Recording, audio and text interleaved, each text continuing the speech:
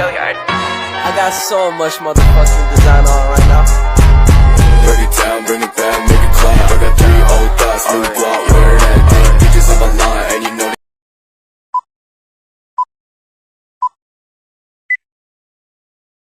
Assalamualaikum Ibu.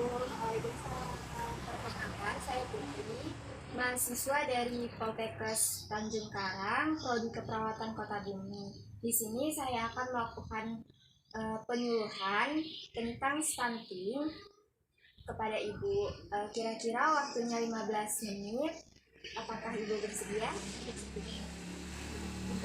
Sebelumnya, apa Ibu tahu tentang stunting? Belum. Ibu, stunting. Jadi stunting itu adalah gagalnya tumbuh kembang anak karena mengalami gangguan pertumbuhan sehingga menyebabkan anak tubuhnya lebih pendek daripada anak seusianya. Nah, Ibu tahu nggak ciri-ciri dari stunting? Ciri-ciri dari stunting itu ada 6. Yang pertama ada pertumbuhan terhambat, yang kedua pertumbuhan gigi terhambat, yang ketiga wajah terlihat lebih muda daripada usianya, lalu yang keempat berat badan di bawah standar atau tidak naik atau bisa mengalami penurunan, lalu yang kelima anak mudah sakit, dan yang keenam performa buruk pada memori dan fokus belajar. Nah, Ibu tahu nggak penyebab stunting itu apa? Belum. Nah, penyebab stunting sendiri itu yang pertama ada karena kurangnya gizi pada saat kehamilan.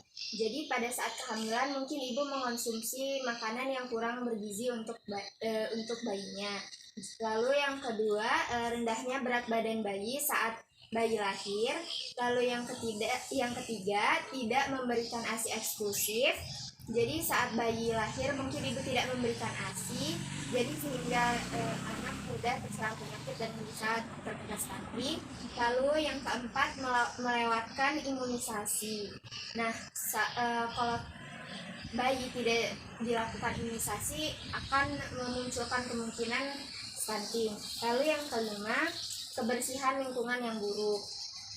Nah, dampak dari stunting itu yang pertama ada gangguan pada kognitif, kesulitan belajar, rentan mengalami penyakit degeneratif seperti diabetes atau yang lainnya. Lalu kekebalan tubuh yang rendah dibandingkan anak sebelumnya dan performanya rendah. Nah, Ibu tahu nggak apa aja pencegahan dari stunting itu? Belum tahu. Nah, pencegahan stunting sendiri itu yang pertama ada memenuhi kebutuhan gizi sejak hamil. Jadi saat hamil harus mengonsumsi makanan yang bergizi dan mungkin ada tambahan-tambahan vitamin lain.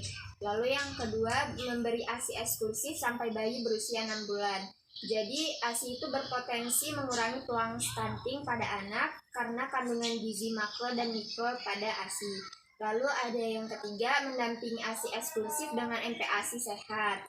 Nah, yang keempat memantau tumbuh kembang anak di posyandu. Jadi ketika anak sudah selesai posyandu atau posyandunya sudah habis imunisasinya, anak tetap harus dibawa ke posyandu untuk ditimbang berat badan dan diukur tinggi badannya untuk melihat apakah anak terkena stunting atau tidak.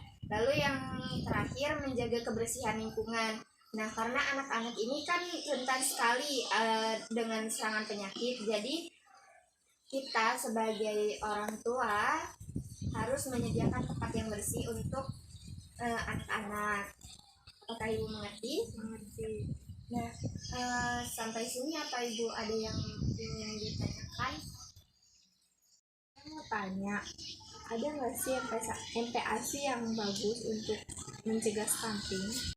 Yang kita tahu MPASI ini kan makanan terampilasi. Ini bisa kita dari makanan 4 sehat 5 sempurna seperti yang biasa kita konsumsi, seperti nasi, sayur, buah,